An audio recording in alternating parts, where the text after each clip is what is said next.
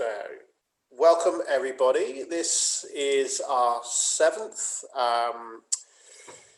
Impact webinar as part of the Small Business Month. This is being run by Ku-ring-gai Council, and we're being supported by Realise Business. Realise Business deliver the Business Connect program in Eastern Sydney. So please, if you want free business advice or subsidised business advice, please visit the Realise Business website. Alternatively, go to the Business Connect website.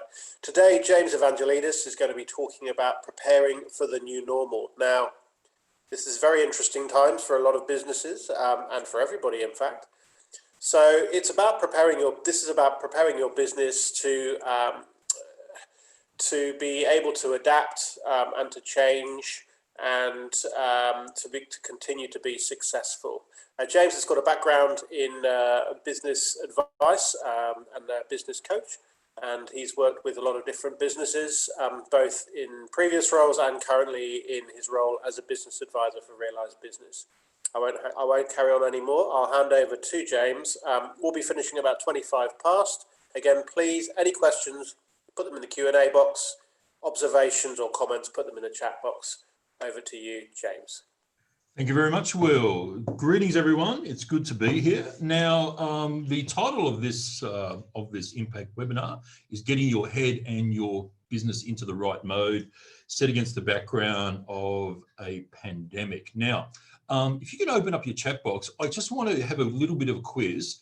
How many of you who are online now actually employ staff? That you have, apart from yourself, at least one other person, because this might change the way that I present. Rob, thank you. Yes, fantastic. Anyone else? Yes, Craig, fantastic. Rob and Craig have staff. Perhaps just one more, just to give me a feel for it. So I've heard from Rob, I've heard from Craig and his family. Anyone else? No. Okay, good. I just wanted to, and Rick, okay, so you have staff, so that's important. Okay, thank you very much. Okay, well, thank you very much for coming. Having the staff just give me a little bit of insight. So welcome, and let's get right into it. Now, that's me, incredibly old. I've got a great face for radio. It's just very sad, but that's okay. So I'm glad this is a webinar. Hey, Will, can you tell me, can people actually see my face? Yes, they can. I'm very sorry, everyone. Okay, now moving right along, let's go from this slide. Now, the time together, we have 25 minutes. In fact, that's now 23 minutes. So for the first half of that, that's one of my favorite fruits, the rock melon. And if you're in Europe, it's called the antelope, which I just can't. Will, is the rock, in the UK, is the rock melon called a cantaloupe or not? Yes, it is. Yeah, I'm very sorry to hear that. Anyway, because we're in Sydney, because we're in Australia, it's now a rock melon. So we're going to cut the time in half. Half of the time we'll be talking about content, and the other half of the time we're going to have Q&A, okay?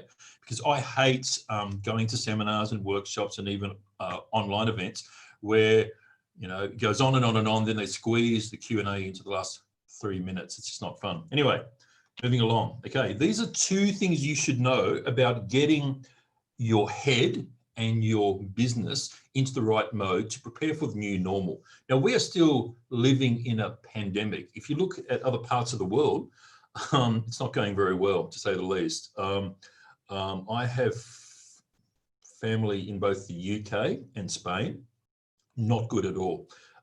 You would have read about France, about Germany, of course, Italy, Brazil, the US. Yeah, the world's really, really hurting. So we're not even in the new normal now. We are approaching the new normal. And here are two things that you should really know, okay, about you and your business. Now, not to give a plug for Harvard, but I like to read as much as I can from lots of different alternate sources. And I find that Harvard, if you can get past the, you know, the pomp and the ceremony and the sophistication and the incredibly big words that they use, they actually provide some really good stuff. And there was an article which came out in August of this year. So it's not that old, it's about 8 weeks old. And essentially they gave a few ways on how you can cultivate a different mindset to prepare yourself and your head in running and operating and growing or surviving your own sort of business. And they pitched the article of both employees, but also people who either occupy the role of a senior executive in a larger firm or a business owner operator. Okay, so because we're dealing here with small business, we're dealing with operators. Okay, so the content that I'm going to share with you comes from Harvard. Okay, so it comes from a really good source. And I'm going to share with you two things because of the time. Okay, just two things. The first thing, which might sound a little bit cute and a little bit corny and so on, but cliches are cliches because they're often true. Coming from this Harvard article, it's really important, and I'm going to share two things with you. The first thing is you've got to be patient. Now, that's easy for me to say if I'm not in your situation. I've met clients who, James, I'm near, it's been carnage for me, I'm near broke, how can I possibly be patient? Now, there are a lot of cases out there that are really, really bad, but there are people that are also not perhaps doing super well, but they're doing okay. But the important thing, if there's just one thing that you take away from today, is be patient. Okay, don't put so much pressure on yourself that you make decisions and choices in haste. Okay, so the practical thing that I want you to take away, today, and use this, today, tomorrow, next week, and so on, is to be patient. Okay, not that time heals all wounds, but time definitely gives perspective. Now, I know if there are situations where you're pressed because of bills and debts and so forth, okay, you can still be patient insofar that those things don't have to be solved straight away. Perhaps they can be solved and addressed when you're in a better place yourself or your business. Okay, so please be patient, and also be patient with yourself and others, especially your staff, and specifically your own family, your spouse, your kids, or whoever. Be patient with people. Don't expect too much from others. Okay, so that's the first thing that came out of this article. Now, the second thing that came out, which I thought was actually really quite good, they basically share this view of sending the right signals. Now, what does that mean? Sending the right signals. Now, they give quite a few examples, but it's very important, especially when you have staff, for those guys you shared before, Rick and Craig and so on, to basically be honest with them. Okay, don't talk down a situation. Don't be overly negative. Just be truthful. Just be honest, because people appreciate honesty. They really do. And people, especially staff in a small business context, they understand the pressure that you're under. Okay, they really, really do. So for those people who have staff, because I want to make this a little bit interactive, just given the time that we have, can you please answer the question? Would you think, and this is a closed forum, what is said within the Zoom room stays within the Zoom room, with your staff, are they understanding of the situation that you as a business owner / operator find themselves in? That things aren't peachy and rosy and so on, that there aren't perhaps the scope to increase their hours or increase their pay or change the way that they work, perhaps from working from home. Can I have an indication for those people who have staff, Rob, Craig and Rick, are they understanding? Yes or no? Craig, thank you. We've got a yes from Craig. What about you, Rick and Rob? And be honest, if they're not understanding, say no, they're not understanding. Just waiting for, okay. Rick, my staff actually love it because of JobKeeper. Yeah, that's actually sort of coming through. And Rick, we are actually doing better over the past few months, and so not much understanding from them is required. Yeah. That's really interesting because the JobKeeper effect has given like a lot of support. Great news, Rick, from Will. That's good. Now, I hope the thing about it is with JobKeeper 2.0, that comes off, as it were, in March of next year. But I don't want you, and I'm sure you're not thinking this way, I don't want you to consider that the new normal because of the fact that that will be taken away. So and I'm not saying this of you, Rick, but some of my clients are thinking, hey, things are being really good, we're getting JobKeeper, subsidy and so on, and they get this, their joy or their elation is artificial, okay? So the new normal is going to be something where the government will still be there to support, but the support by definition will have to be less, okay? But I'm really, really glad for those of you who had staff that they're understanding, because in any crisis, you have to send the right signals and be honest with them, okay? Don't put on a brave face for the sake of putting on a brave face, but be honest with them. If you're sad, if you're concerned, share that sadness or concern to a point where it's comfortable, okay? Because sometimes, and I've employed staff before, there are some things that you can tell them and some things that is not appropriate to share with them, okay? So sending the right signals, okay? So those two things, okay? Two things. The first one, of course, is to be patient.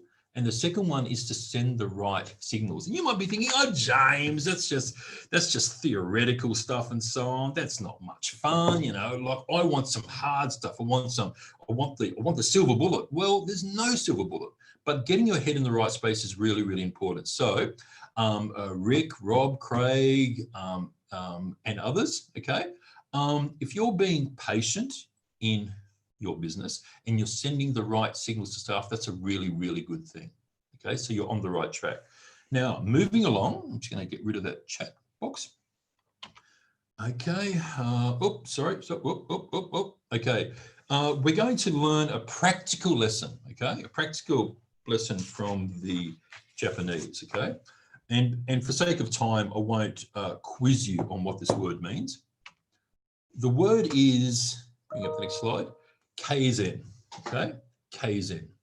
Now, that's the Japanese word, or that's the English translation of the word. For those of us who are Japanese scholars, that is kaizen, okay? That is the actual way that you write kaizen.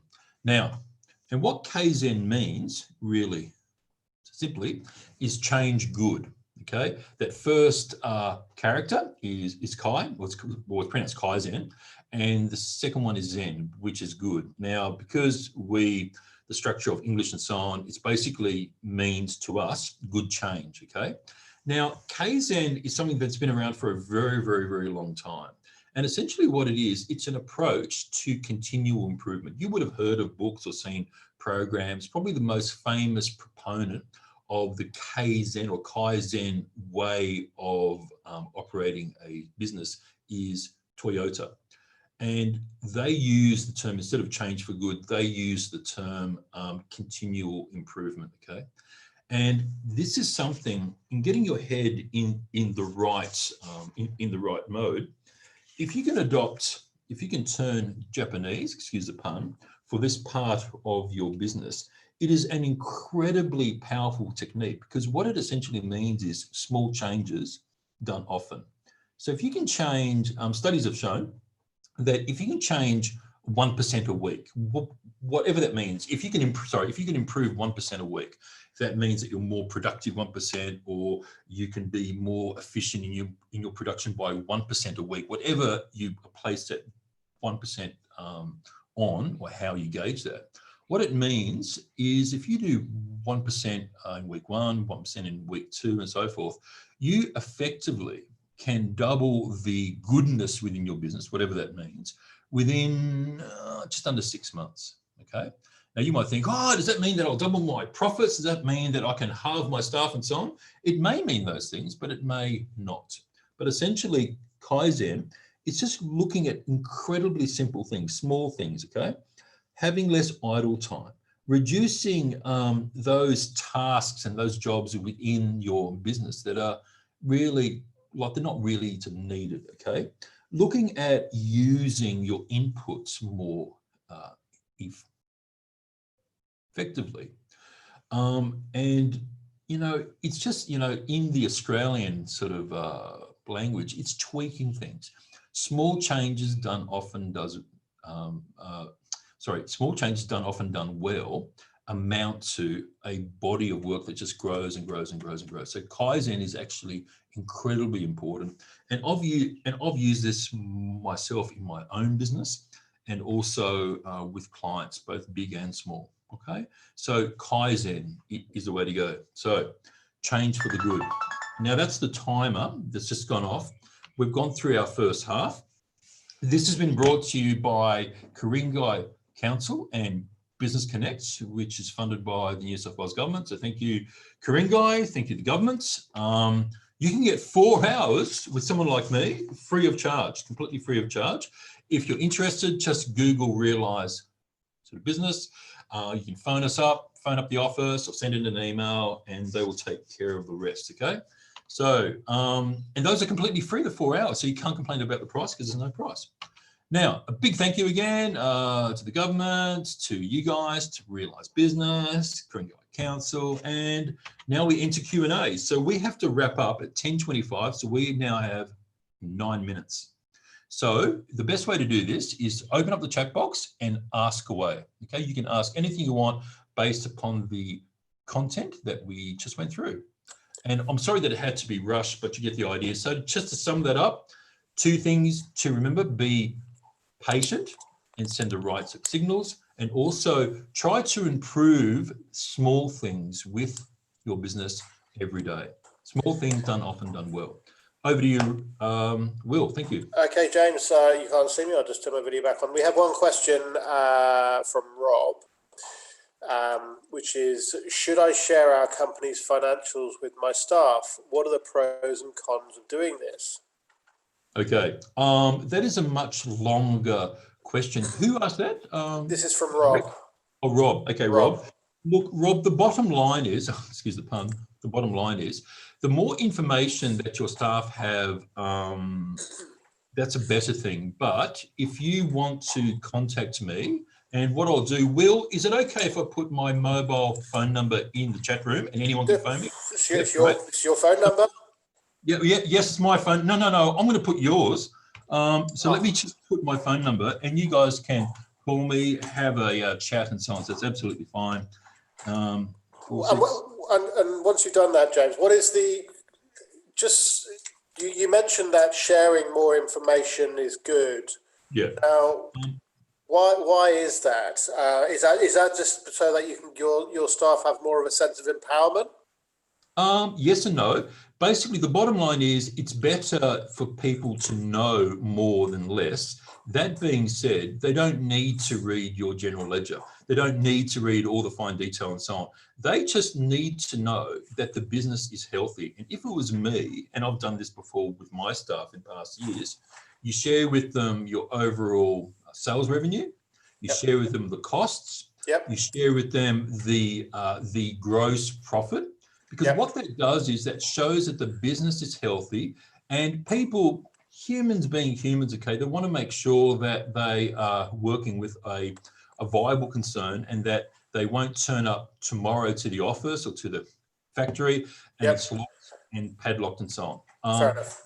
And believe me, a lot of small operators, most small operators do exactly the right thing. Sure. But it's disheartening when you do hear of those few who don't fund super or other entitlements and so forth, and who basically flee the coop when something goes wrong, and the staff are left holding the bag with huge amounts owing to them.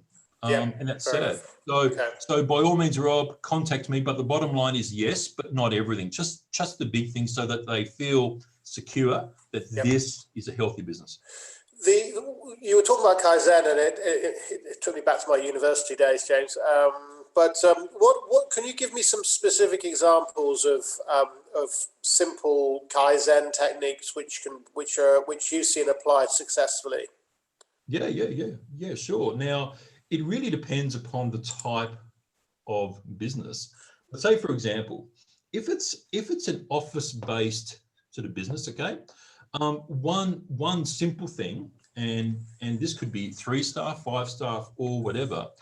One of the things with Kaizen is not to waste time, to never have an internal sit down to the meeting. You always stand up. And the reason that you stand up is that it shows that you're ready for action, that you're not comfortable by sitting down and sort of lounging around. And the meetings go on much shorter, to the extent that this one thing alone with one client one firm that I know of a few years ago, basically saved them, like we are talking, dozens of hours each week. Yep. By not wasting time in a sit down, drawn out meeting. Now, sure, there are some times where that is absolutely the thing to do, but 95% of the time it's not. That's Fair just enough. one thing. Stand up Fair meeting. enough. Right. Yeah, okay, meeting. There's a question. Have done a few case studies on Kaizen during my MBA. Whilst it is a huge benefit for mass manufacturer like Toyota, how does that apply to small business? Well, I mean, you just mentioned one. Can you give me any other examples? Yeah. What's another example? For example, an online store, a client of mine, okay? To cut a very long story short, she was providing chocolate to health food stores, because this chocolate was single source, it was organic chocolate, had a high % of cocoa, it was very good for you. Yep. And just by changing her packaging, okay, instead of, without giving too much away, instead of the chocolate being covered in two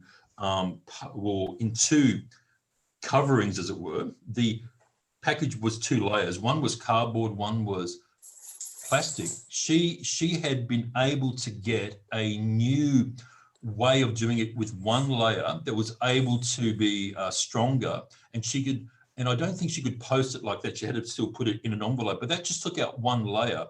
Now, when you're selling or freighting 1,000 bars a week or 5,000 a month, that is a huge saving, an absolutely huge saving. And someone suggested that to her, why don't you use less packaging? Because one, it's better for it's better for the planet. And 2, it was actually more cost effective. But the big thing for her was time.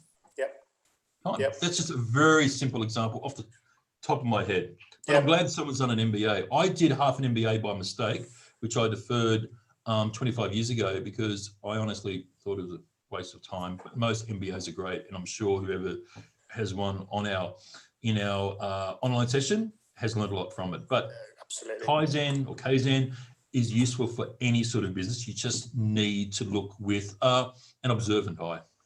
Yeah, and I guess this comes down to costs, cost savings you just mentioned, and certainly my experience is, if you're saving any costs, that's straight on your profit. And if you're, looking at everything from your utility bills, your any outgoings that you've got, there are always ways, or nearly always ways, to make small savings. And I guess if you make a number of small savings, they add up to big savings, which obviously then go straight to your profit. And I guess you've just got to be cautious that your cost savings don't impact the quality of the product or your service that you're actually supplying.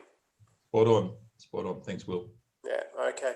Now, do we have any more questions?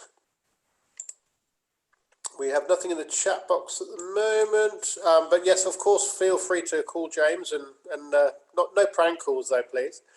Oh, no. Prank calls are fun. Phone me any morning, 2 a.m., 3 a.m. to leave a voicemail. It'd be great. Fair enough. Does anyone else have any questions for James before we wrap up? Because we're exactly on time, James, which is perfect. Okay, no more questions. Thank you very much, everyone, for attending this morning. Thank you, James. As informative and as entertaining as ever. Now, I will be sharing a recording of this. We're just dealing with a few technical issues at this end, but we'll be sharing this. Also, please do look up the Business Connect program. It's well worth your time. But James, can I clarify? It's 4 sessions for free, because it did change for a bit, didn't it, after COVID? Yes, it basically went from 4 to 400. Right. Basically uncapped. Now it's for free of charge. Yep. If you're still on JobKeeper, then you have access to as many hours as you want until the end of JobKeeper, which is the end of March. Yep. Or if you're not on JobKeeper, it is at the incredibly high cost of $25 an hour. Wow. That's really good. Yeah, it's really good. And frankly, even if you don't go to beyond the 4 hours, that's still 4 hours of one-on-one business advice. And Realise has a very wide range of business advisors. Check out their website, and you'd be silly not to take advantage of something which is possibly so beneficial to your business. So make the time and make the call. Thank you, James. Thank you, everyone, for attending. And we'll see each other very, very soon. And thanks again for attending. Cheers, everyone. Thank you. Bye-bye. Thanks, everyone.